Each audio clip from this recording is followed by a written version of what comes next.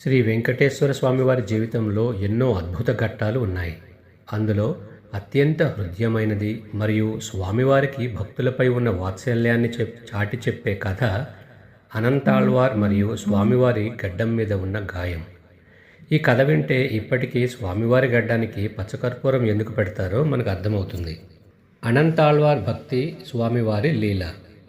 అనంతాళ్వార్ అనే ఒక గొప్ప భక్తుడు రామానుజాచార్యుల వారి ఆజ్ఞ మేరకు తిరుమల కొండపై స్వామివారికి పుష్పకైంకర్యం చేయటానికి వెళ్తాడు.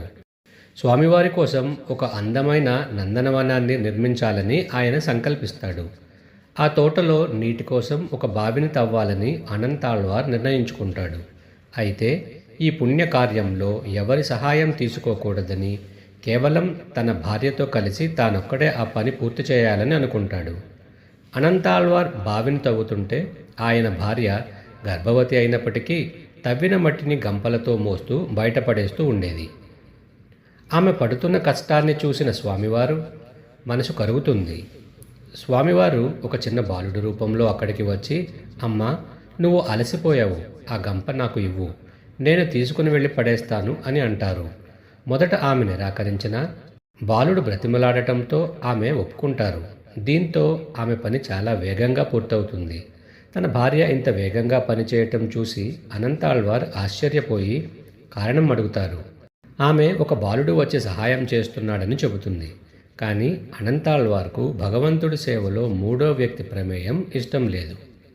మరుసటి రోజు ఆ బాలుడు మళ్ళీ వచ్చి సహాయం చేస్తుండగా అనంతాళ్వార్ కోపంతో ఆ బాలుడిని తరుముతారు. బాలుడు పారిపోతుంటే తన చేతిలో ఉన్న పారను బాలుడి వైపు విసురుతారు. అది వెళ్ళి ఆ బాలుడి గడ్డానికి తగిలి గాయమవుతుంది. ఆ బాలుడు అక్కడి నుండి మాయమైపోతాడు. సాయంత్రం అనంతాళ్వార్ ఆలయంలోకి వెళ్ళి స్వామివారిని దర్శించుకోగానే ఆయన గుండె ఆగిపోయినంత పని అవుతుంది. గర్భగుడిలో ఉన్న శ్రీనివాసుని విగ్రహం గడ్డం నుండి రక్తం కారుతూ ఉంటుంది. అప్పుడు ఆయనకు అర్థమవుతుంది, తనకు సహాయం చేయటానికి వచ్చింది స్వయంగా ఆ వెంకటేశ్వరుడే అని.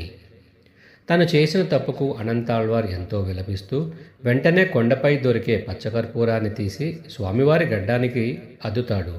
ఆశ్చర్యంగా రక్తం ఆగటమే కాకుండా స్వామివారి ముఖం ప్రశాంతంగా మారుతుంది.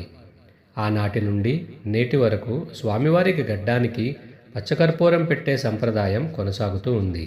అలాగే అనంతాళ్వార్ విసిరిన ఆ పార ఇప్పటికీ తిరుమల ఆలయ ప్రవేశ ద్వారం వద్ద కుడివైపున గోడకు వేలాడుతూ మనకు కనిపిస్తుంది. ఈ కథ మనకు ఏం చెబుతుందంటే, భక్తుడు భగవంతుడి కోసం కష్టపడుతుంటే ఆ